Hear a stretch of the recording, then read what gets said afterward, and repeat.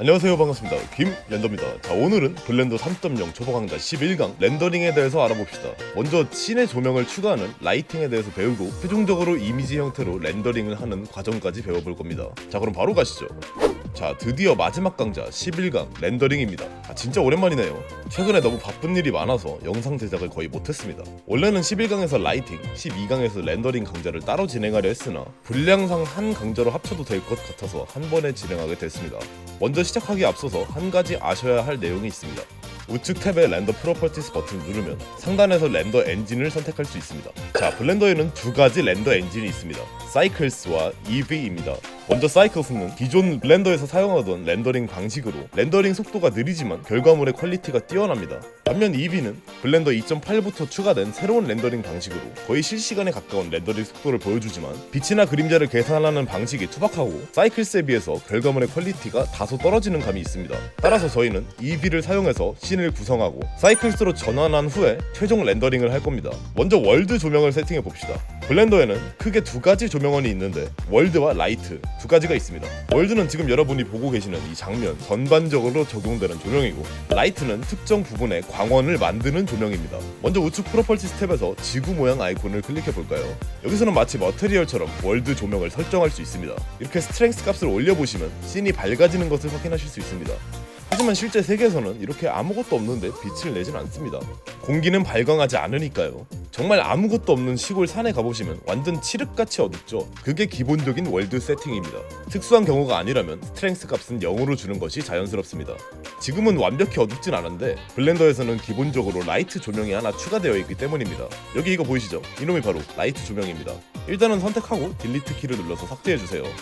자, 이제 라이트 조명에 대해서 자세히 알아봅시다. 라이트에는 포인트, 선, 스팟, 에이리어 4가지 종류가 있습니다. 외우실 필요 없습니다. 지금부터 하나씩 자세히 알려드릴게요. 먼저 포인트 라이트입니다. 포인트는 한 점으로부터 모든 방향으로 동일한 양의 빛을 방사하는 광원입니다. 쉽게 생각하면 전구 같은 느낌의 조명이라고 생각하시면 됩니다. 포인트 라이트를 움직여보면 마치 전구와 같이 주변 오브젝트들을 밝게 비춰줍니다. 그리고 조명을 선택한 상태에서 우측 프로퍼티스 탭에 전구 모양 아이콘을 클릭하면 라이트의 속성을 변경할 수 있습니다. 여러가지 옵션이 있지만 조명 색상과 밝기 정도만 봅시다. 컬러에서는 조명의 색상을 변경할 수 있습니다. 그리고 그 아래에 있는 파워에서 조명의 밝기를 설정할 수 있습니다. 다음으로 선라이트입니다. 선은 말 그대로 태양과 같이 굉장히 큰 스케일의 조명입니다. 포인트와는 다르게 선라이트는 배치하는 순간 씬 전체에 영향을 줍니다. 여기 선 버튼을 누르면 현재 선택되어 있는 조명을 선으로 변경할 수 있습니다. 바꿔보니까 굉장히 강렬한 느낌의 명암이 생겼습니다. 선라이트는 마치 햇빛처럼 씬 전체에 한 방향으로 일정한 강도의 빛을 방출하는 광원입니다. 굉장히 깨끗하고 딱 떨어지는 조명이어서 특히 햇빛이 드는 야외 공간을 조성할 때 유용합니다. 근데 선은 포인트와는 다르게 조명을 이동해도 달라지는 게 없죠. 그건 선 자체가 일정한 방향으로 씬 전체에 빛을 방출하기 때문입니다. 그래서 조명을 이동하는 것은 아무런 효과가 없지만 R키를 눌러서 조명의 방향을 바꾸는 것은 효과가 있습니다. 이런 식으로 조명을 회전하면 햇빛의 방향이 바뀌는 게 보이시죠? 선라이트를 사용하면 굉장히 다양한 효과를 간편하게 연출할 수 있습니다. 다음으로 스팟라이트입니다. 여러분, 스포트라이트라는 단어 들어보셨나요? 뭐 이런 식으로 아이돌 공연이나 연극 같은 거 할 때 화려한 조명이 감싸는 거 있잖아요. 이런 것들 그거 생각하시면 됩니다.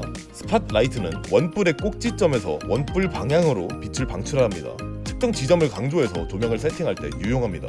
역시 컬러로 색상을, 파워로 밝기를 조정할 수 있고, 아래에 스폿 쉐이프 보이시나요? 여기서 원뿔의 각도를 설정할 수 있습니다. 이런 식으로 사이즈 값을 조정하면 다양한 크기의 스팟라이트를 만들 수 있습니다. 마지막으로 에이리어 라이트입니다. 에이리어는 면 모양의 광원에서 빛을 방출하는 방식입니다. TV 화면, 창문에서 들어오는 빛과 같은 모양의 조명을 만들 때 주로 사용합니다. 보통 포인트보다는 조금 더 자연스러운 빛을 구현할 수 있어서 저는 에이리어를 조금 더 선호합니다. 프로퍼티스 탭에 쉐입에서 모양을, 사이즈에서 조명의 크기를 조정할 수 있습니다. 이제 다시 씬으로 돌아와 봅시다. 저희는 지금부터 이 칠흑 같은 어둠에 빛을 만들어 볼 겁니다. Shift A를 누르고 라이트 에이리어를 생성해 주세요. 에이리어 라이트를 생성하니까 드디어 빛이 생겼습니다. 이제 위치를 조정해 줄 건데 약간 위에서 비스듬하게 햇빛이 들어오는 느낌으로 만들어 볼 겁니다. 일단 에이리어 라이트를 살짝 위로 올리고 회전해서 빛의 방향을 바꿔주세요. 그리고 우측 프로퍼티스 탭에서 사이즈를 조정해 줄 건데 조명의 사이즈에는 숨겨진 비밀이 하나 있습니다. 사이즈 값을 올리면 단순히 조명 크기만을 늘리는 것이 아니라 넓은 범위에 부드럽고 은은한 조명 느낌을 낼 수 있습니다. 반면 사이즈 값을 내리면 좁은 범위에 강렬하고 집중되는 느낌의 빛을 만들 수 있습니다. 저희는 은은한 저녁의 햇빛 느낌을 내볼 겁니다. 따라서 조명의 사이즈 값을 올려주면 되겠죠. 그리고 컬러를 약간 노을빛 색상으로 바꿔주겠습니다. 이 감성이죠. 따스한 저녁 햇빛을 바라보며 마시는 커피 한 잔.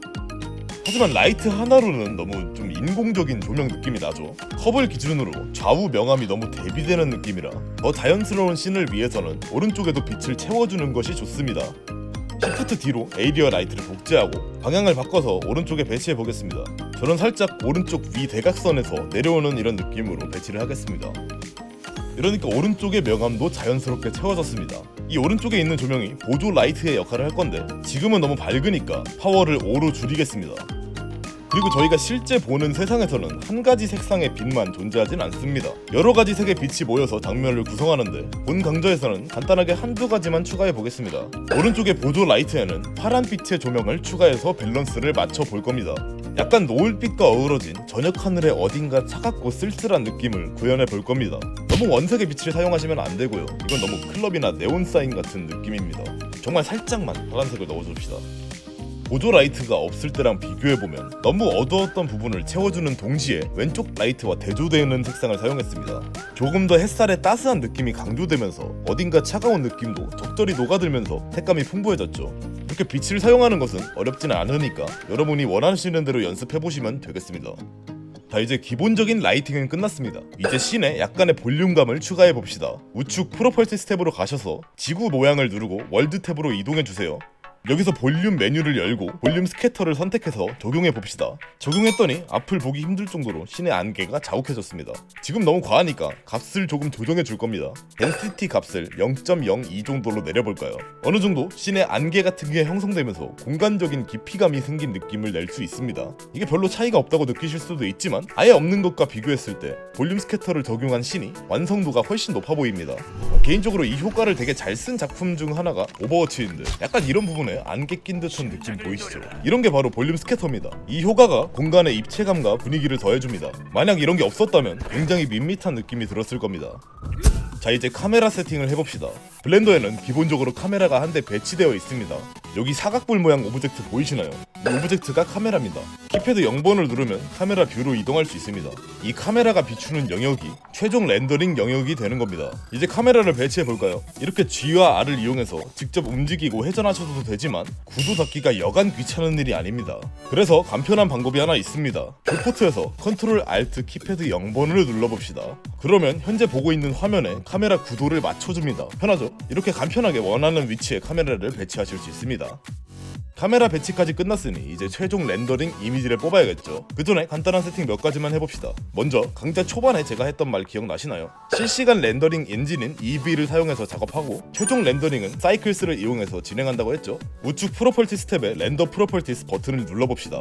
여기서 렌더 엔진을 선택할 수 있는데 EV에서 사이클스로 바꿔봅시다. EV에 비해서 사이클스는 느리긴 하지만 빛이나 그림자의 계산이 더 정확하고 예쁘게 잘 나옵니다. 하지만 굉장히 렉이 걸리는데 이게 지금 CPU를 사용해서 렌더링해서 그렇습니다. 당연히 CPU보다는 GPU를 사용해야 빠르겠죠. 디바이스의 CPU를 GPU 컴퓨트로 바꿔봅시다.